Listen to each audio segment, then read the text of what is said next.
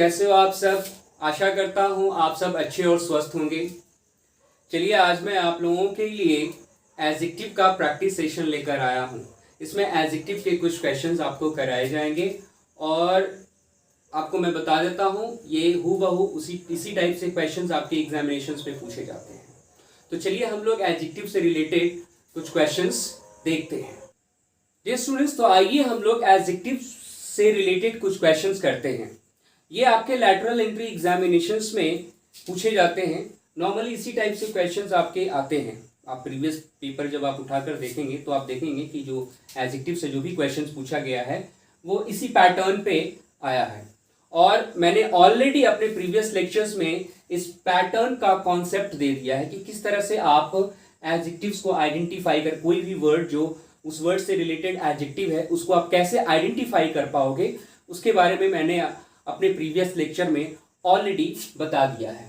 तो आइए देखते हैं यहां पे जो लिखा हुआ है कि the correct adjective for the given words, यानी यहां पे कुछ वर्ड्स दिए गए हैं जो आपके कैपिटल लेटर्स में जो वर्ड्स आपको दिख रहे हैं जो ऑलरेडी अंडरलाइंड है, ये वर्ड्स हैं, उनके लिए आपको एक करेक्ट एडजेक्टिव जो है फाइंड आउट करना है। तो यहां पे 4 ऑप्शंस भी दिया हुआ है। इन 4 ऑप्शंस में से कोई एक ऐसा वर्ड होगा जो इस वर्ड यानी लाइक हेयर से रिलेटेड होगा। यानी ये इस टाइप के क्वेश्चंस होते हैं जो एक वर्ड दूसरे वर्ड से रिलेटेड होता है, यानी वो वर्ड उससे संबंधित होता है। यानी हो सकता है कि वो वर्ड उसी ब्रांच से आता है, हो सकता है वो ब्रांच दिया हो या डायरेक्टली उससे रिलेटेड होता है। तो देख रहे हैं जैसा कि आपने यहाँ पे देखा है कि हेयर जो कैपिटल लेटर्स में जो भी वर्ड्स आपके दिए हैं, हर वर्ड के 4 ऑप्शन दिए, यानी ईच वर्ड हैज 4 ऑल्टरनेटिव्स, यानी हर वर्ड के 4 ऑल्टरनेटिव्स यहाँ पे दिख रहे हैं। लाइक हेयर, तो हेयर का क्या है आपका ये 4 ऑप्शन दिया हुआ है। उसी तरह से वॉर्म है, वॉर्म के भी ये 4 ऑप्शंस आपके 4 ऑल्टरनेटिव्स है। उसी तरह से किडनी है, इसके भी 4 ऑल्टरनेटिव्स आपको दिख रहे होंगे स्क्रीन पर। ईयर, इसके भी 4 ऑल्टरनेटिव्स है और ब्रदर, इसके भी 4 ऑल्टरनेटिव्स है। तब आपको क्या करना है कि इससे रिलेटेड आपके एक वर्ड को क्या करना है, यहां पे स्पॉट करना है। तो आपको इसके बारे में एटलीस्ट इंफॉर्मेशन होना चाहिए। तो जैसा कि मैंने अभी एक बार पहले भी बताया, फिर से रिपीट कर देता हूं कि अगर जिस किसी ने भी मेरा प्रीवियस लेक्चर किया होगा एडजेक्टिव्स का, वो आसानी से इस चीज को कर सकता है। तो आइए देखते हैं हम लोग हेयर। तो हेयर के लिए इन 4 ऑप्शंस में कौन सा होगा, अगर आपको पता होगा तो ऑब्वियसली आप कमेंट बॉक्स में उसको आप क्लिक कर सकते हो कि या बता सकते हो कि कौन सा वर्ड्स होगा। लेकिन मैं क्या करता हूं कि इसको हर वर्ड को एक्सप्लेन कर देता हूं, ताकि अगर मान लीजिए कि हेयर ना देकर कोई दूसरा वर्ड्स आपको दे दे तो एटलीस्ट आपको ये पता रहेगा कि ये वर्ड इससे रिलेटेड है। और आप श्योर रहो कि नॉर्मली इसी टाइप के क्वेश्चंस आपके लैटरल एंट्री एग्जामिनेशंस में पूछे जाते हैं। और भी जो क्वेश्चंस होंगे जो आपको बताया जाएगा, जो भी प्रैक्टिस सेशंस आपको कराए जाएंगे, टाइम टू टाइम आपको वीडियो जो है मिलते रहेंगे। तो यहाँ पे देखते हैं हेयर। यहाँ पे पहला वर्ड है haemal. The word is haemal. Haemal जो होता है रिलेटेड होता है रिलेटेड टू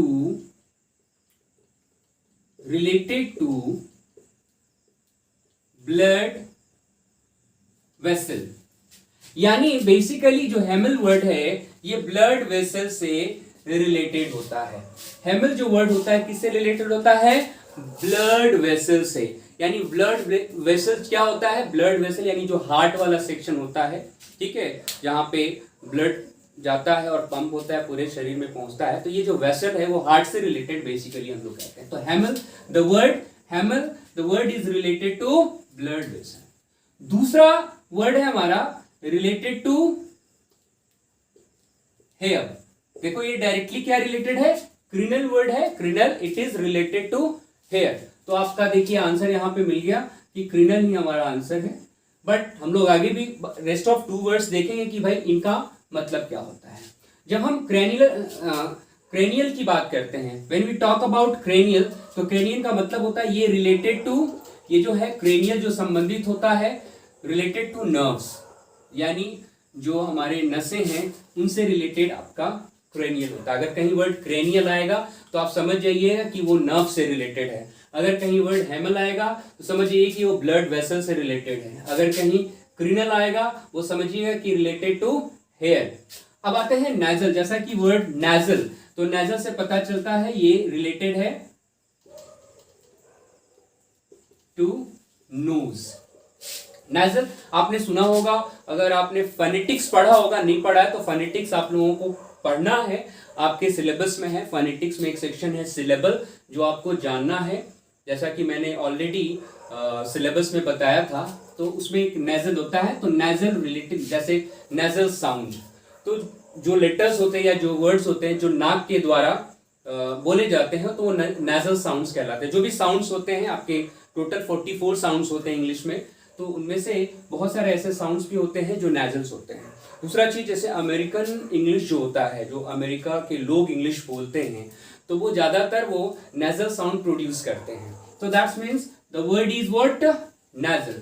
तो यहाँ पे आप देख रहे हैं कि हेयर से रिलेटेड जो एडजेक्टिव है वो क्या है, क्रिनल है। ठीक है, इसको आप नोट कर लेंगे ताकि आपको ये चीज याद रहे। अगला वर्ड है हमारे पास वॉर्म। वॉर्म का मतलब होता है कीड़ा। वॉर्म का मतलब क्या होता है, कीड़ा। अब हमें देखना है कि वॉर्म से रिलेटेड हमारा कौन कौन सा वर्ड यहाँ पे है, मतलब कौन सा वर्ड जो है, कौन कौन सा नहीं, कौन सा वर्ड हमारा वॉर्म से रिलेटेड है। तो जैसे हम पहला वर्ड देखते हैं सीमियन। तो जब हम सीमियन की बात करते हैं तो ये होता है रिलेटेड टू मंकीज,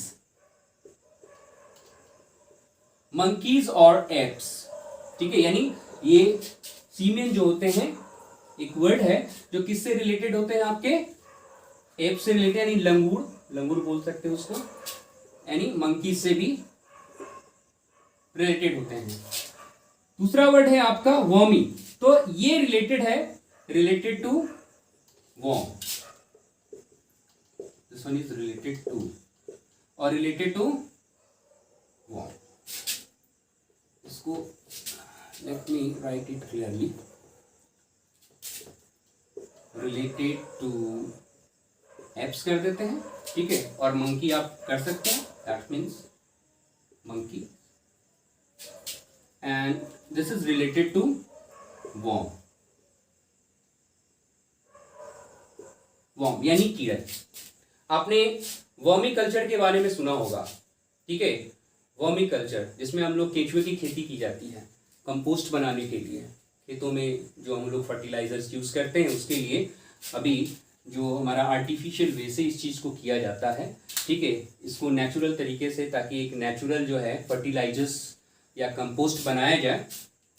तो द वर्ड इज वर्मी। तो आप देख सकते हैं इसके लिए आपका कौन सा आंसर होगा, आपका आंसर बी होगा, वर्म। लेकिन उसके अलावा मैं इसके बारे में बता देता हूं, टॉरिन। तो ये रिलेटेड टू केमिकल, एक केमिकल होता है जो हमारे बॉडी में प्रेजेंट होता है, which is present in our body. ठीक है, ये जो बॉडी में हमारे जो केमिकल प्रेजेंट होता है वो होता है सल्फर, और थोड़े से मात्रा में एमिनो एसिड होता है। तो ये टॉरिन एक प्रकार का जो है केमिकल होता है जो हमारे बॉडी में प्रेजेंट होता है। Now the word is swine. तो स्वाइन फ्लू का नाम आपने सुना है, स्वाइन फ्लू। ठीक है, आपने सुना होगा बहुत पहले कि अभी तो कोरोना चल रहा है, ये भी एक तरह का फ्लू। उसी तरह से आपका स्वाइन फ्लू जो है ये पिग से रिलेटेड है। It is related to pig यानी सुअर। ठीक है, तो पिग से रिलेटेड है इसलिए इसका नाम पड़ा क्या, स्वाइन फ्लू। ठीक है, अगला वर्ड है हमारा किडनी। किडनी तो पता है ना, आमाशय। तो किडनी से रिलेटेड जो वर्ड है आपका यहाँ पे दिख रहा है 4 ऑप्शंस में, उनमें से कोई एक वर्ड्स है जो आपका किडनी से रिलेटेड है। तो जब जैसा कि मैंने बोला कि ऑरल, तो अब ऑरल जो होता है रिलेटेड टू ईयर, ये कान से संबंधित होता है। जो ऑरल जो सेक्शन होता है वो जो आपका रिलेटेड टू ईयर। अच्छा, एक चीज मैं बता दूं कि इस तरह के जो वर्ड्स नॉर्मली कौन यूज करते हैं, कहाँ आपको ये सब इस तरह के वर्ड्स आपको मिलेंगे। नॉर्मली जब आप डॉक्टर्स के पास जाएंगे तो वो अपनी भाषा में इसी टाइप की वर्ड्स आपके लिखेंगे। ठीक है, कि ऑरल इश्यूज या रेनल प्रॉब्लम या डर्मल प्रॉब्लम, इस टाइप के नॉर्मली आपके लिखते हैं। कुछ डॉक्टर्स जो है डायरेक्टली लिखते हैं, कुछ प्रिस्क्राइब करते हैं, कुछ वहाँ पे जब वो लिखते हैं जो आपके प्रिस्क्रिप्शंस लेटर होता है उस पर जब लिखेंगे तो उसमें वो डिस्क्राइब करते हैं कि भाई ये रिलेटेड प्रॉब्लम्स यहाँ पे पेशेंट्स को है और उससे रिलेटेड वो ट्रीटमेंट कर रहे हैं। तो नॉर्मली आप देख सकते हैं ऑरल यानी रिलेटेड टू ईयर। दूसरा वर्ड है डर्मल यानी डर्म, ठीक है, डर्म स्टैंड लैटिन वर्ड है डर्म जिसका मतलब होता है स्किन। तो डर्म से बना क्या आपका dermal, it is related to skin. ये जो डर्मल है किससे रिलेटेड है, स्किन से रिलेटेड है। और जैसा कि मैंने नेजल के बारे में ऑलरेडी बता दिया है, यहाँ पे नेजल यानी रिलेटेड टू आपका hair. Now the word is renal. तो लास्ट में देख रहे हैं कि कोई भी वर्ड किडनी से रिलेटेड नहीं है, अभी इस वर्ड्स के बारे में बता रहे हैं। तो ये वर्ड जो है आपका जब कोई नहीं है, चार में से तीन नहीं है तो चौथा तो ऑब्वियसली होगा। तो रेनल जो होता है रिलेटेड टू किडनी, ये आपके किडनी से रिलेटेड है।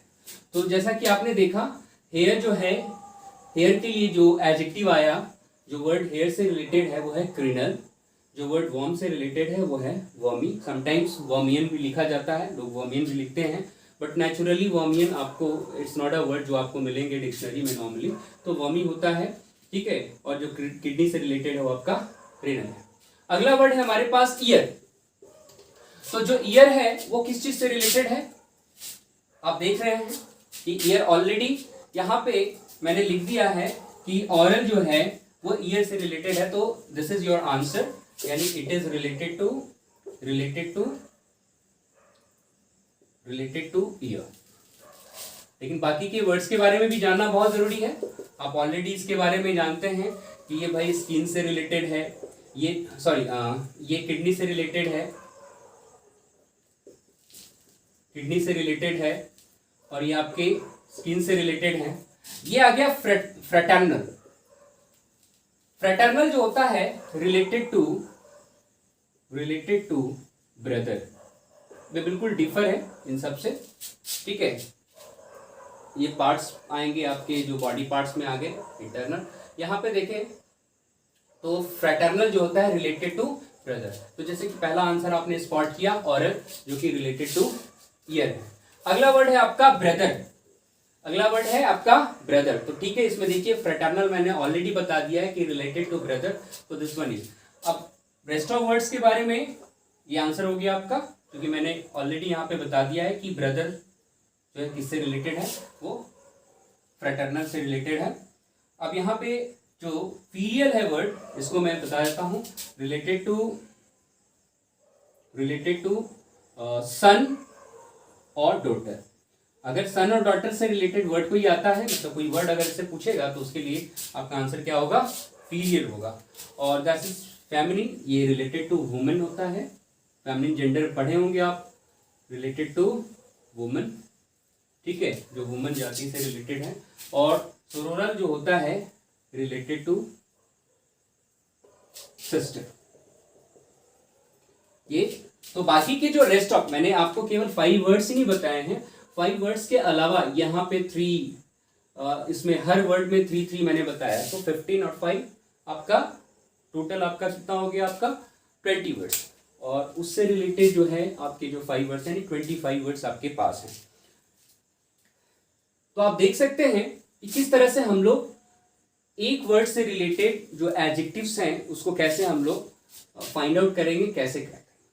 अब इन सब के बारे में आपके माइंड में एक चीज आ रहा होगा कि आखिर बहुत सारे वर्ड्स हैं, there are lot of words, तो आखिर कैसे पता करें कि ये वर्ड्स के लिए कौन सा वर्ड, यानी ये वर्ड किस वर्ड से रिलेटेड है। तो थोड़ा डिफिकल्टी होगा, उसके लिए आपको मेरा प्रीवियस लेक्चर्स को अटेंड करना होगा। तो प्रीवियस लेक्चर को अटेंड करने के लिए आपको करना क्या होगा, तो हमारा एक टेग्रीन ऐप है, उस टेग्रीन ऐप को जो है डाउनलोड करना होगा। और उसके बाद क्या करना है कि हम लोग वहाँ पे कुछ चार्जेबल क्लासेस लेते हैं, यानी कुछ हमारे जो भी आपके क्लासेस दिए जाएंगे आपके मैकेनिक्स के या मैथमेटिक्स के या फिर इंग्लिश के, वो चार्जेबल है। तो हम लोगों ने एक पैकेज बनाया है, ठीक है। उस पैकेज के बारे में मैं आपको बता देता हूं।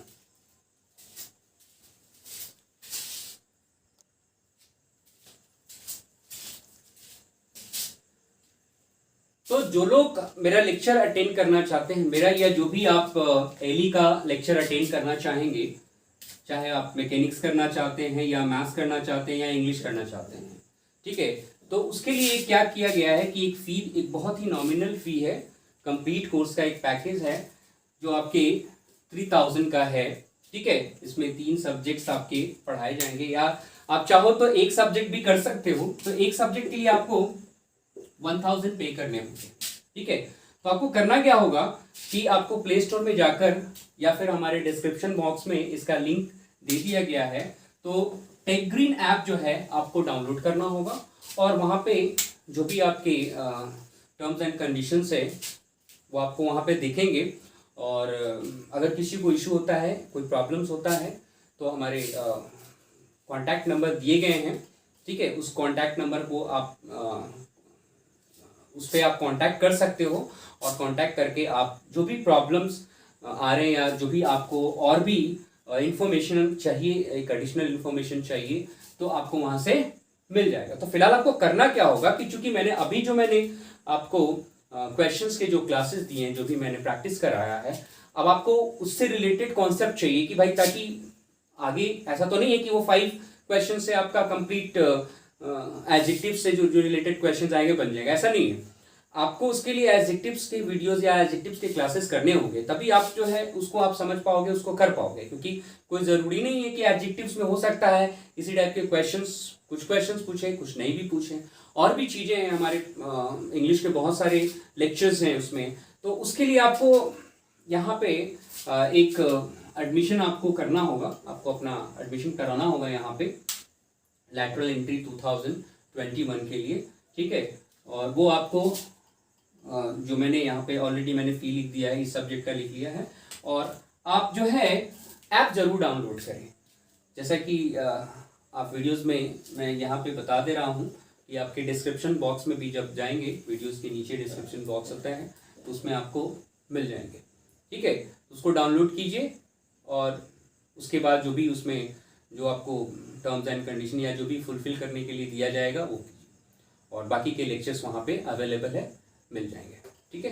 बहुत सारे बच्चों ने किया है, तो आप भी कर लो, ठीक है। और बाकी के जो भी क्वेश्चंस आपके अगर वीडियोस रिलेटेड कुछ प्रॉब्लम्स आते हैं, या क्लास में आप चाहते हो कि और भी कुछ अच्छा मिले या कुछ something different that you want, तो आपको मिलेगा, ठीक है। तो आज के लिए बस इतना ही।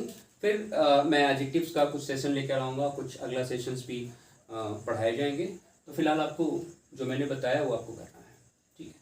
Thank you very much.